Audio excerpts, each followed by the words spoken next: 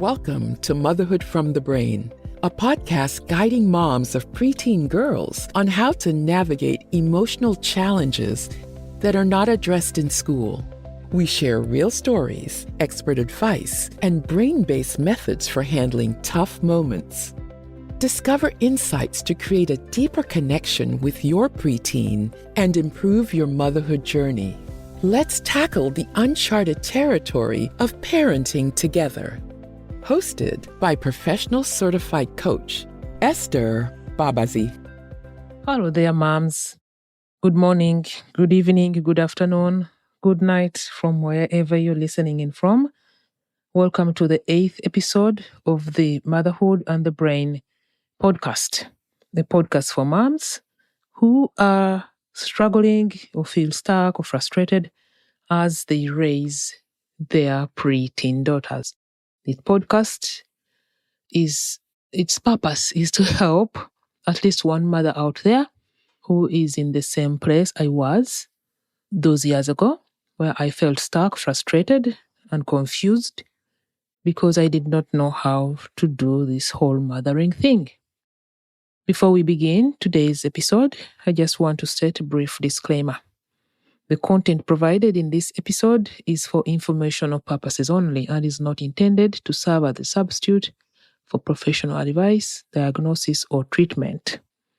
While I strive to present accurate and insightful information, every individual's experiences and circumstances are unique. Listeners are encouraged to consult with qualified healthcare professionals or mental health professionals regarding any questions or concerns they may have about their own emotional well-being or the topics discussed in this episode. If you or someone you know is experiencing distress or mental health issues, please seek appropriate support from a licensed professional or contact emergency services if necessary. By listening to this podcast, you acknowledge and agree that the host and the producers are not liable for any actions taken or decisions made based on the information provided herein. Thank you for your understanding and for joining us on this journey of mental and emotional wellness. Thank you for offering your time and taking us with you wherever you go or as you do the dishes. So in today's episode, I am going to share a personal story and the visceral reaction it elicited in me and the process of self-regulation that followed.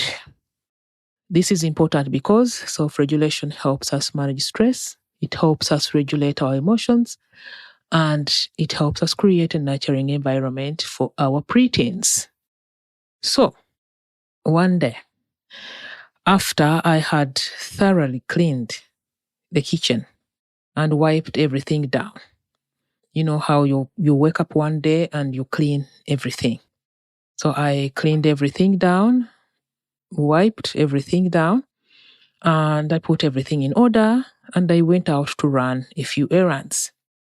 Around maybe 2 hours later, I come home to find baking flour, dough crumbs, some water and stuff on some of the counters and the cabinet door handles and the floor. The kitchen sink was full of used utensils. In that moment, I felt my head spin. I felt a wave of anger rising in my stomach. I felt like something was churning away in my stomach. I took a physical step back and talked to myself audibly that I'm fine, nothing has gone wrong, I'm not in physical danger, I'm okay, there is no immediate threat to my survival. I rationalized that I have just come home and my brain registered that the kitchen was a mess. I went out of the house to do stuff, everything was in order, and now that I come home, everything is in a mess. So my brain has registered that as some form of threat, and that is why I'm feeling whatever is going on in my body, i.e. the churning sensation and the wave rising in my stomach. Then I went on to rationalize. There is flour on the counters, on some of the counters. There is flour on some of the counters. There is flour on the floor, right below those counters. And there is flour and dough crumbs on the kitchen cabinets, doors, and there is flour and dough crumbs on the counters, on some of the counters. I might have said this a few more times, but I tried to mention what is happening, mention what is going on for my brain to calm down. And the more I said this, the more I rationalized and stated what was happening, what I was seeing, and why I was feeling the way I was feeling. Slowly, I felt the wave of anger and the churning start to release their grip and lose their power. I felt myself calmer, and I no longer felt angry, and my head was no longer spinning. Now, let's unpack the science behind this reaction. Our childhood experiences play a crucial role in shaping how our brains respond to stressors later on in our lives. Our nervous system responses are shaped by how we observed our guardians and parents respond to similar situations. For example, in my case, how my guardians and parents handled unexpected messes or disruption to their order. If they tended to react with frustration and anger, I might have learned to respond similarly when faced with a similar circumstance or circumstances like in the above example. The quality science says that the quality of our early attachments, particularly with primary caregivers, can influence our emotional regulation methods. Attachments is a whole other topic that I will not go into today. If you had parents or guardians who were inconsistent or harsh in their responses to your emotional needs, you may have developed less adaptive coping mechanisms, such as a heightened reactivity to perceived threats to your order or control. If you grew up in an environment that was frequently chaotic or experienced significant changes, you may be prone to feeling overwhelmed by unexpected changes in your environment as an adult. If cleanliness and order were highly valued in your family or cultural upbringing, you may place greater importance on maintaining those standards and feel more distressed when they are not met.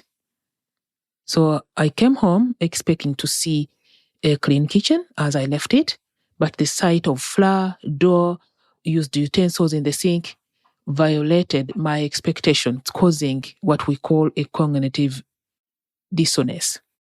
This unexpected change triggered a stress response in my brain that I felt in my body.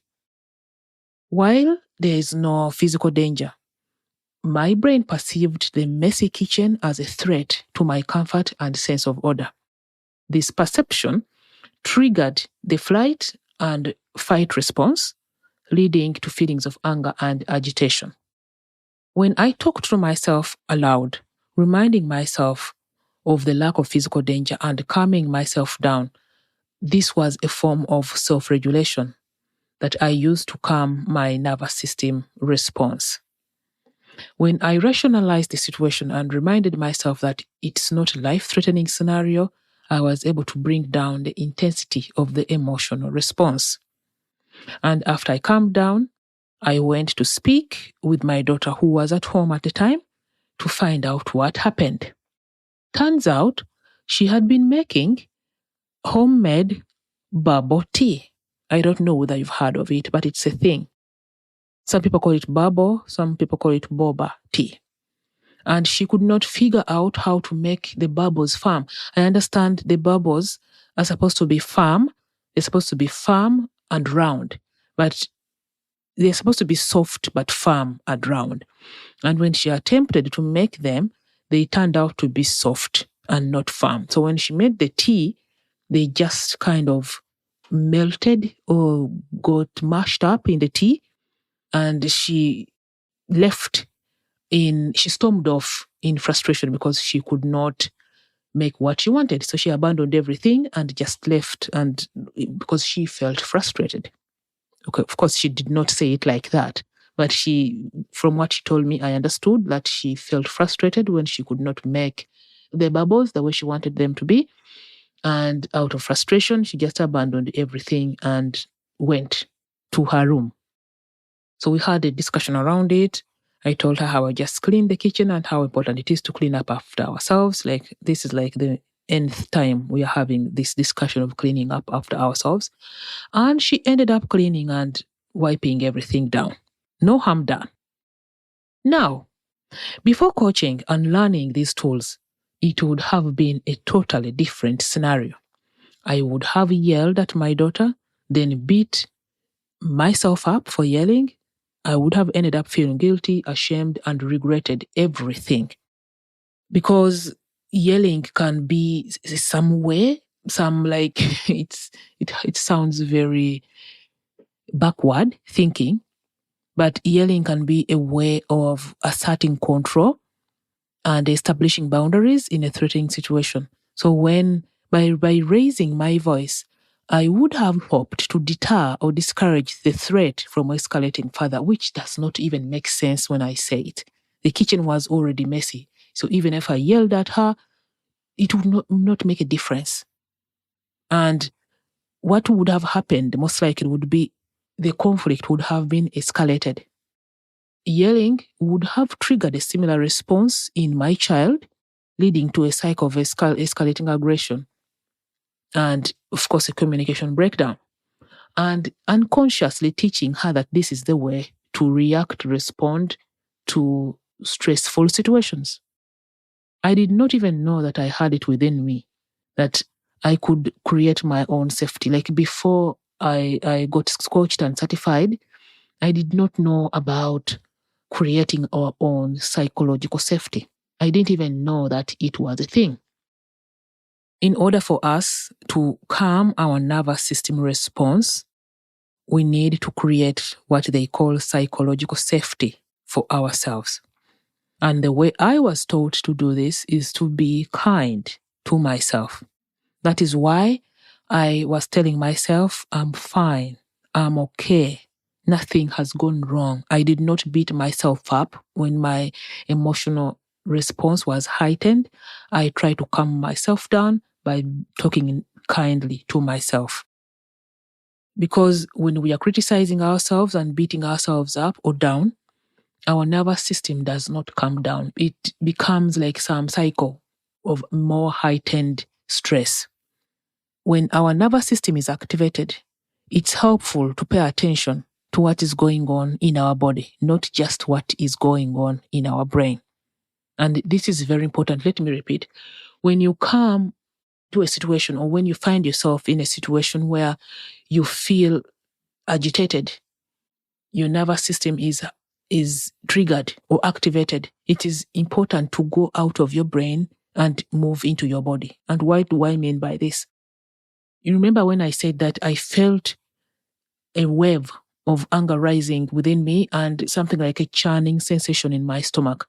Those are sensations I felt in my body. I moved out of my brain and went looking in my body. Where am I feeling this stress? Where am I feeling a sensation or sensations? This is what I mean by you move out of your body and out of your brain and into your body. You have to scan and find, like, where is the sensation of whatever is going on. Dr. Joe Dispenza said that thoughts are the language of the brain and emotions are the language of the body. So when I came home and I saw a messy kitchen, I had different thoughts going on, and those thoughts produced different sensations in my body. When I felt angry, like I said, I felt a wave of anger in my stomach.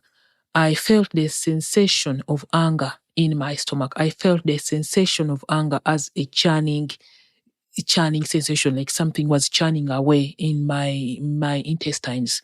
Those are the sensations we feel after we have a certain emotion. So when you enter into a situation, when you find yourself in a heightened, stressful situation, get out of your brain and move into your body. Try to find, where is the sensation? Is it, sometimes sensations can be like a tense tightness in your forehead, maybe a dry throat, maybe you feel like something is choking you and you can't speak, maybe you feel tightness in your chest, maybe you feel a wave like rising within the pit of your stomach, maybe you feel your intestines turning, maybe you feel like fire. For me, when I'm experiencing anxiety, I feel like my skin is on fire, like insects are crawling under my skin, like ants are crawling under my skin. Those are sensations that I feel as a result of whatever emotion is moving on around in my body. So we can calm our nervous system down by noticing these sensations in our bodies. And there are different ways to calm those sensations.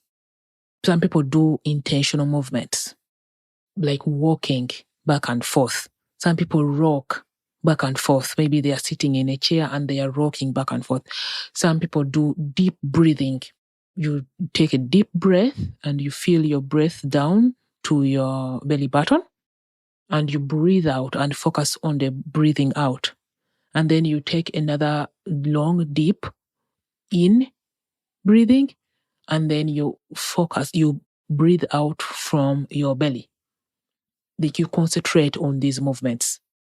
Some people like to tap their fingers, the whole modality on calming our nervous system down called tapping, that I will not go into because I have not really studied it, but I have seen people do it.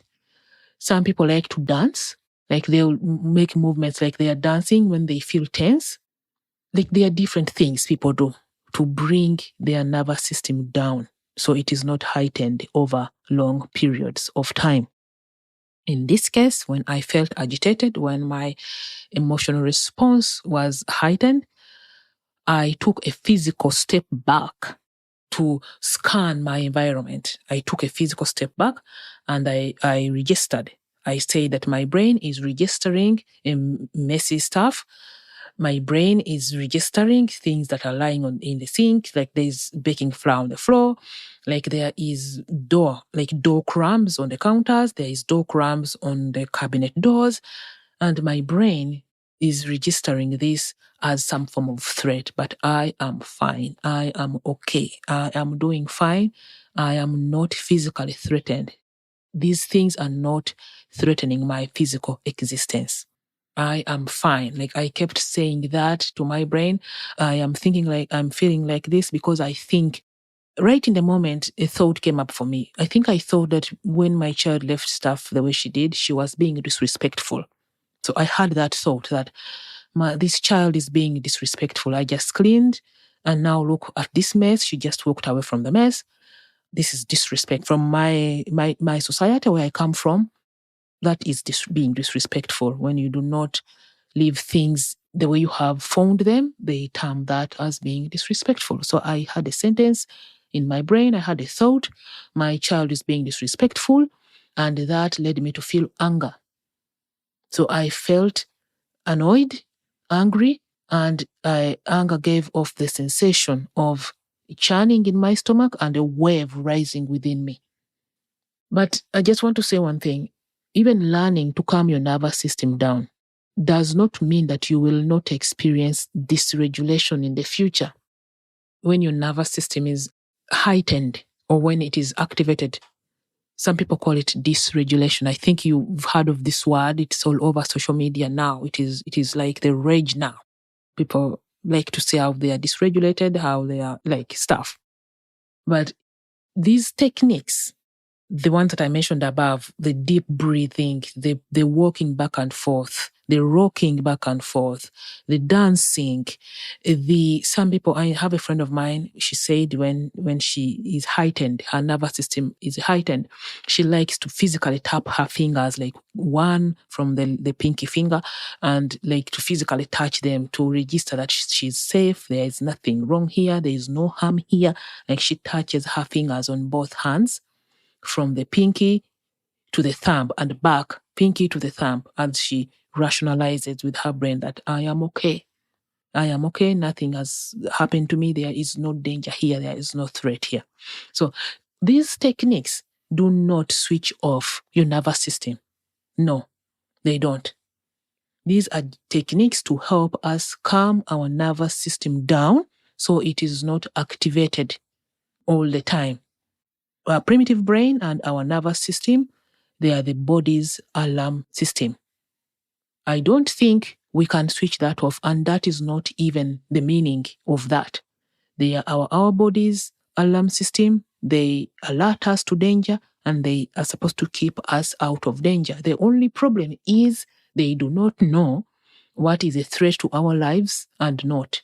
It is our job to let our nervous system and our primal brain know that we are threatened now. And when it gets activated and there is no threat, it is our job to let the nervous system and the primal brain know that there is no danger here. Calm down. I know a coach who, one of my teachers, she said that I just part my primal brain and my nervous system back to sleep. Like when it gets heightened for no reason, I just part it back to go back to sleep so I can go live my life. Let me repeat, because some people think that we can switch off the nervous system and the primal brain. I don't think we can do that. I may be wrong, but I don't think we can do that. And that is not the reason for doing this work. It is not to switch it off. The reason for doing this work is to learn how to regulate it. When it gets heightened for no reason, when it gets heightened for things that will not threaten our physical survival, we can calm it down and it calms down. This is the reason for doing this work. In times where you are faced with a physical threat to your life, this response prepares the body to either confront the threat or flee from the threat, allowing you to react quickly and effectively to potentially life-threatening conditions. This is why I say that I don't think we can switch it off, and I don't think it will be a good idea. Even if we could do that, I don't think it would be a good idea. There's a reason why we have the nervous system, and there's a reason why we have the primitive brain.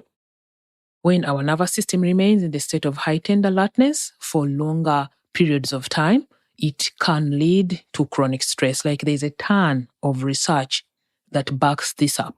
Chronic stress has been linked to numerous health conditions, such as cardiovascular disease, some types of cancers, gastrointestinal issues, a weakened immune system, anxiety, and depression. That is why it is important to train our brain to be heightened when there is need, especially in this, journey of motherhood. There are a lot of triggers. There are a lot of things that trigger us. There are a lot of things that heighten our nervous system response because the nervous system thinks that those things are a threat to our survival, but it is our job, and this is my work. This is the reason why I do this work, is to help other moms who feel stuck, who don't know, who think that this is how motherhood is supposed to be, who think that, motherhood is about yelling. My kids don't listen to me unless I yell. Yelling is the only way I get their attention. That is false. I can stand on my 2 feet and say that that is false. Your kids listen to you when you yell because you have trained them to do that. And I can tell you, as a person who has been there, you have trained I think you have heard of the word, you have conditioned them to do that. You have conditioned them to think that unless you are yelling, they are not paying attention. It's not important unless you yell. But the more you yell, the more you heighten your nervous system response, and the more your stress. This is a whole nother topic that we shall discuss later on the podcast. But yelling is an action that we do because of how we feel. Yelling is a result of an emotion that we feel. And that emotion is fueled by a thought. When you think that my kids will not listen to me unless I yell, how do you feel? And when whatever you feel, what do you do when you feel whatever you feel? Because you think that your kids do not listen unless you yell at them. Our reactions to stressors can change if we look at why we react the way we do and take action to understand and manage our own emotions. We not only become stronger emotionally, but we become happier in our lives and in our families' lives too. Thank you so much for listening. I know this was a lot for somebody who's new to this work, but I promise you, we can do hard work. We can do hard things. If you decide that you want to do this work, you're tired of feeling the way you're feeling, you can do this work. I did it, and so can you. Take care, everyone. Talk to you again next week. Bye, all. Thank you for tuning in to today's episode. Your time means the world to us. If you found this episode valuable, we would be immensely grateful if you could spare a moment to visit Apple Podcasts and share your thoughts through a review. Your feedback plays a vital role in helping fellow moms discover our podcast and enrich their own motherhood experiences. Take care, and bye for now.